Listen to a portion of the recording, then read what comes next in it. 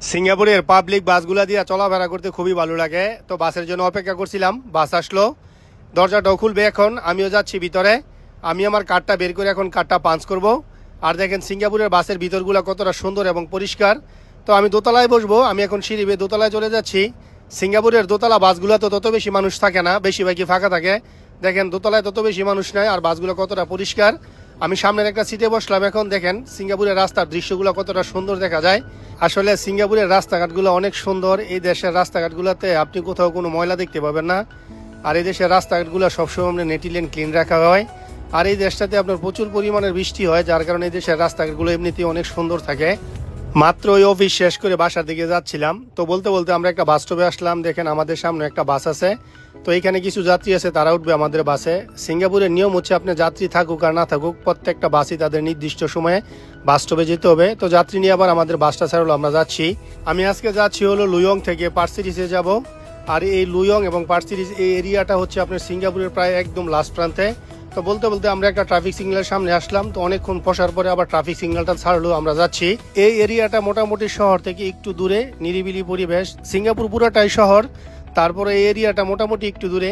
তো আমি যাচ্ছি আর আপনাদেরকে রাস্তাঘাট পুরোটা ঘুরিয়ে দেখাচ্ছি। এই যে রেড কালারের যে চিহ্নগুলো দেখতে পাচ্ছেন, আশেপাশে যদি রাস্তার পাশে কোনো স্কুল থাকে, তাহলে সিঙ্গাপুরের নিয়ম হচ্ছে এরকম লাল কালারের চিহ্ন দিয়ে সংকেত দিয়ে বোঝানো থাকবে যে আশেপাশে স্কুল থাকে, তাহলে বাসের ড্রাইভার বা অন্য মানুষ যাতে ড্রাইভিং খুব সাবধানে করে। তো বলতে বলতে আমরা আরেকটা বাস স্টপে চলে আসলাম। দেখেন এখানেও কিছু যাত্রী আছে।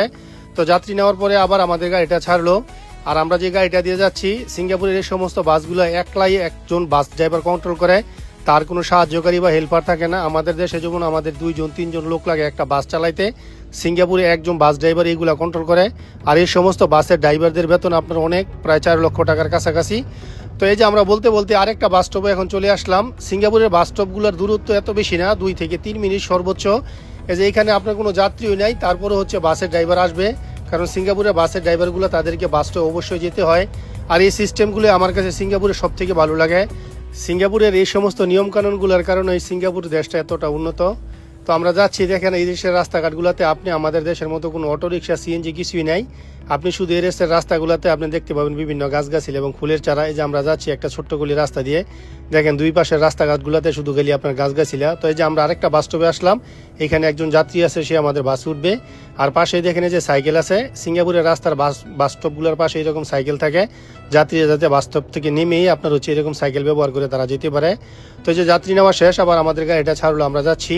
তো আমি আপনাদেরকে আশেপাশের রাস্তাঘাটগুলো দেখাচ্ছি। দেখেন সিঙ্গাপুরের রাস্তাঘাটগুলোতে শুধু গাছগাছিলা, আমাদের দেশের রাস্তাঘাটগুলোতে যেরকম ময়লায় ভরপুর, আর সিঙ্গাপুরের রাস্তাঘাটগুলোতে এরকম গাছগাছিলা দিয়ে